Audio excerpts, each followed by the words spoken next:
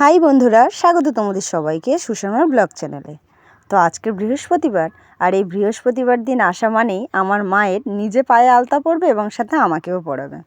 তো দেখো, তোমরা ভাবছো যে আমি এত বড় হয়ে গেছি কিন্তু নিজে হাতে কেন আলতা পরছি না। এটা একটা ভালোবাসা বা আবদার বলতেই পারো। যাই হোক, আমিও মাঝে মাঝে মাকেও আলতা পরিয়ে দিই এবং আমি নিজেও পরি। মাঝে সবসময় পরিয়ে দেয় তা নয়, তবে বেশিরভাগ ক্ষেত্রেই মা আমাকে আলতা পরিয়ে দেয়। দিনের বেলা সময় না পেলেও রাত্রিবেলা আলতা পরাবেই, এরকম একটা ব্যাপার। তো দেখো, মা আগে প্রথমে নিজে পায়ে আলতা পরে নিয়েছে, তারপর আমার পায়ে আলতা পরিয়ে দিচ্ছে। বলে আলতা কেন পরবি না, এদিকে পা দে, আমি পরিয়ে দিচ্ছি। ছোটোবেলায় যখন মা আমাকে আলতা পরিয়ে দিত, তখন যেই পায়ে আলতার কাঠি ছোঁয়াতো আর অমনি হেসে কুটুকুটি দিতাম, মানে এত সুরসুরি লাগতো কি বলবো। তারপর আস্তে আস্তে অভ্যাস হয়ে গেছে। জানা হি পড়েগা আমি। মা আমাকে বলছে একটু ঘুরে দাঁড়া, ভালো করে আলতাটা পরিয়ে দিই। তাই জন্য আমি আবার একটু ঘুরে গেলাম, যাতে মার একটু সুবিধা হয়, সেই জন্য দাঁড়িয়ে আছি। দেখো, এমন এত বড় মেয়ে হয়ে গেছি, লোকে তো আমাকে দেখে হাসবে, বলবে এত বড় মেয়ে এখনো নিজে থেকে আলতা পরে না, মা পরিয়ে দেয়। কিন্তু এটা প্রথমেই তো বললাম একটা ভালোবাসা, সেই জন্য। তো দেখো কত সুন্দর করে মা আমাকে আলতা পরিয়ে দিচ্ছে, আর আমি চারিদিকে ঘুরছি আর গান করছি আর মাকে গান শোনাচ্ছি, এরকম ব্যাপার। আমি মুখে গান করছি আর আমার ভাই ওইদিকে আবার মোবাইলে গান ছেড়ে দিয়েছে জোরে। আর এখানে তো ইউটিউবে ভিডিও ছাড়লেই তো যদি আবার গান থাকে তো কপিরাইট ক্লেম মারলে সেও এক সমস্যা, সেই জন্য আমি সমস্ত মিউজিক বন্ধ করে দিয়েছি। না হলে শোনাতাম আমার মা কী গান করছে বা আমি কী গান করছি। যাই হোক, এক পা থেকে আর এক পায়ে চলে এলাম। ডান পায়ে আলতা পরানো হয়ে গেছে, এবার বাঁ পায়ে মা আলতা পরিয়ে দিচ্ছে। ওহো, আরও একটা কথা তো তোমাদের বলতে ভুলে গিয়েছি। আমি আজকে নেল পালিশও পরেছিলাম না পায়ে, তো সেটাই আগে মা নেল পালিশ পরিয়ে দিয়েছে পায়ে, লাল নেল পালিশ, তারপরে আবার আলতা পরিয়ে দিচ্ছে। কত সুন্দর নিখুঁতভাবে আলতা পরাচ্ছে দেখো।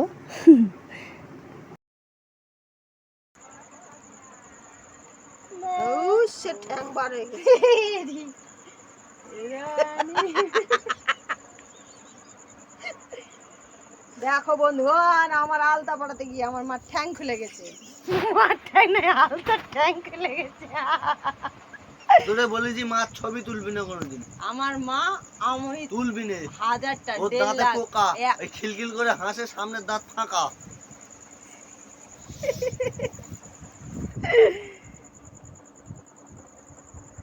হাক পোকা বলবো। ওই দেখ মা, তোর মুন্ডু দেখাবি না, মুন্ডু সবসময় ঘুমটাতে রাখবি। হাত নাইটে দিচ্ছি। আমার ভিডিও করা দেখে ভাই মার পিছনে এতটাই লেগেছে কি বলবো, লাস্ট পর্যন্ত তো মা গান করাও বন্ধ করে দিয়েছে আর হাসিও থামিয়ে দিয়েছে। আর এতটাই সে বক বক করছিল আমার ভাই ভুলভাল যার জন্য আর তোমাদেরকে শোনালাম না। এত পাজি কি বলবো। কাটিটা তো খুলে গেছে।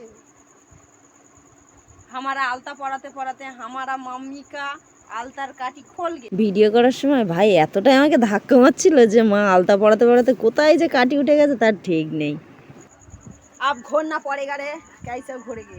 ভাইয়ের কিছু কিছু কথা শুনে মা তো রেগেও যাচ্ছে মাঝে মাঝে, সে কি আর বলবো।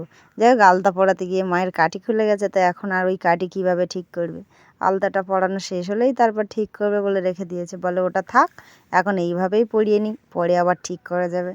তো এইভাবে আর কি ওই কাঠি সমেত মা পরিয়ে দিচ্ছে আস্তে আস্তে। দেখতে পাচ্ছ তো, পুরো খোলা, মানে খুলে যায় এমন একটা অবস্থা। তাও মাকে বলি আর ওতে হাত দিতে হবে না, ওইভাবেই পরিয়ে দাও, যা হয় হবে। আর একটুখানি বাকি আছে আলতা পরানো, তো সেই জন্য আর মাকে ওই কাঠিটা খুলে ঠিক করতে দিলাম না। যাই হোক, কিছুক্ষণের মধ্যে মায়ের আলতা পরানো শেষ হয়ে গেল। ওই কাঠি দিয়েই মা দেখলে তো কেমন করে আলতা পরিয়ে দিল। মা বলেই সম্ভব, আমি হলে হয়তো ওই কাঠি চেঞ্জ করে আবার অন্য একটা কাঠিতে তুলো লাগিয়ে হয়তো আলতা পরতাম। যাই হোক, মায়ের দ্বারা সমস্ত কিছুই সম্ভব। তো মা আলতা পরিয়ে দিচ্ছে। हमारा मामी काटी खोल गया, मामी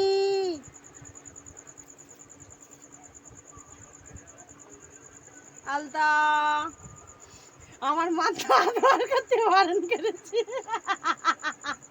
তো আমি এত জোরেই হাসি, মানে হেসে ফেলেছি কি বলবো। দেখো কত সুন্দর করে আমার মা আলতা পরিয়ে দিয়েছে। তো আমি খুব জোরে হেসেছি বলে আমার মা রেগে আগুন হয়ে গেছে, বলে একটু আস্তে হাসতে পারিস না। আচ্ছা তোমরাই বলো, জোরে হাসাটাও কি পাপ? আমি শুনি না কারোর কথা, আমি এইভাবেই হাসতে থাকি। এই দেখো কত সুন্দর করে মা আলতা পরিয়ে দিয়েছে। এই যে আমার মা আলতা পড়েছে, এটা আমার পা, আর এটা বাঁদরের পা। এই যে বাঁদর।